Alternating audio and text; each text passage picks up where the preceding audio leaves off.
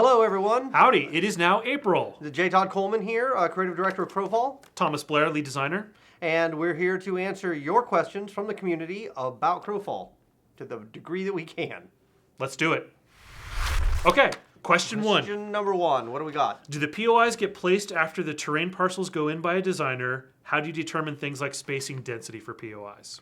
Okay, so the POIs, like a quarry or a mine or a mill or whatever, is actually embedded within a particular type of parcel, right? Some of that will be terrain, like literally the quarry is cut out of the terrain. And then the buildings that are scattered around there will be scattered procedurally so that not every quarry is going to be exactly We don't the want same. everything looking the same. Right. So, but you aren't going to find like a quarry in the middle of a riverland parcel. I mean, or a swamp, for example. Right. Number one, it would be kind of dumb, but number two, the system doesn't work that way. So, We do declare what type of parcel the POIs can go on. Yes, we do. Those two things are interlocked, effectively. Yeah. And then in terms of spacing and density and things like that, we haven't gotten to that yet. The procedural generator that determines how tight things are or whatever. My expectation is that we're going to have to put it in and then play with it a lot. We're going to find when we actually do it, oh, there's way too many of them. Oh, there's way too few. We don't even know exactly how big the campaign worlds are going to be at this point. We're still playing with that. Once we get that locked in, we'll start to adjust and generate some maps and see what feels right. Yep. There you go. All right, question two. Question two. What is the next few archetypes? Would love to see Frostweaver and Druid. Well, we can help you out on Druid. Okay, yeah, so this question obviously was asked before we did the update that said we're working on Druid now. And then we've been talking a lot about what the next one will be. Right, after yeah, that. we're debating what fits the schedule the best. So the next big milestone, which we're actually going to talk a little bit about tomorrow, is the Throne War module.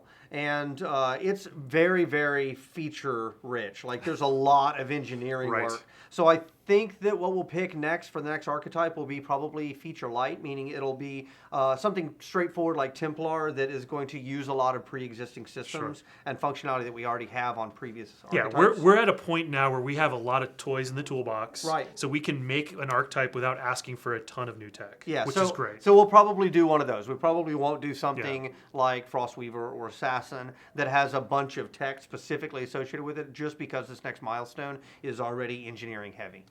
Sounds reasonable. Cool. All right. Question three. Question three. Have you come up with any more ideas on players being locked into a campaign and how that might work? I just wanted to know if maybe locking a player into a campaign by character slot could work. Anyone that was a crafter or bulk mover may want to be on more than one campaign world making a living. Just throwing some things out there to think about. Yeah, so first of all, the idea is that it would be one character slot that is associated with the campaign, but since we have the vessel system now, that character could be changed potentially during the course of the campaign, right? Or at least the vessel could be changed. It's the account that is locked to the campaign. Yeah, so we have some ideas for possibly doing an unlock mechanism, but we certainly, if we put that in at all, we don't want it to be free or frictionless, because if so, people would just do it. The other piece, though, is the bulk transfer.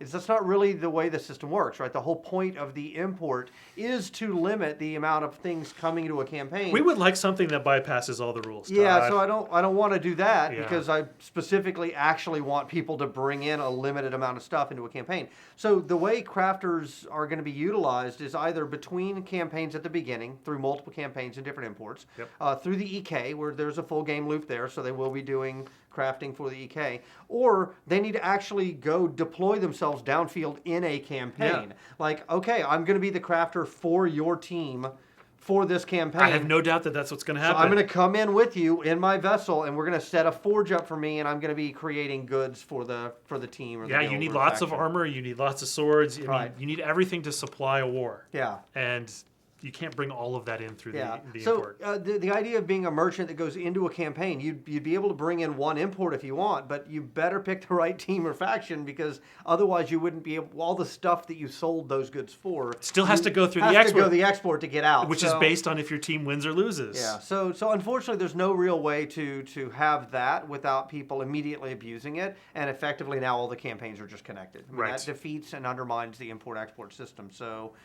anyway, there you go. There's our thoughts on it. That's the answer. All right. Thanks. Question 4. I was wondering how the new cell size will change the kingdom dimensions.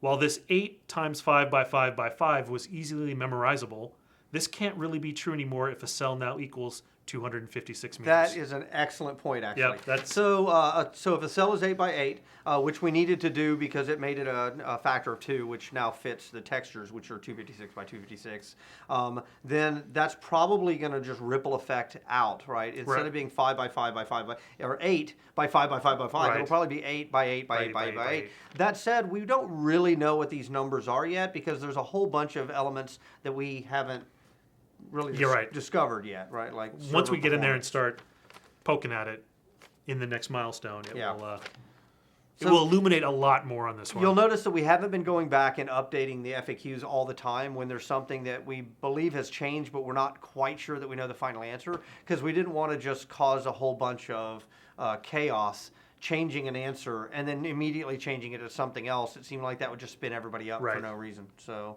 once we have a better answer, we'll put it out there. You are definitely correct, though. Is all those sizes are probably going to change. They're probably going to change to the larger, meaning that the worlds will scale up. Yeah. But I can't promise that, so don't hold me to it yet. So. All right. Next question. Last question.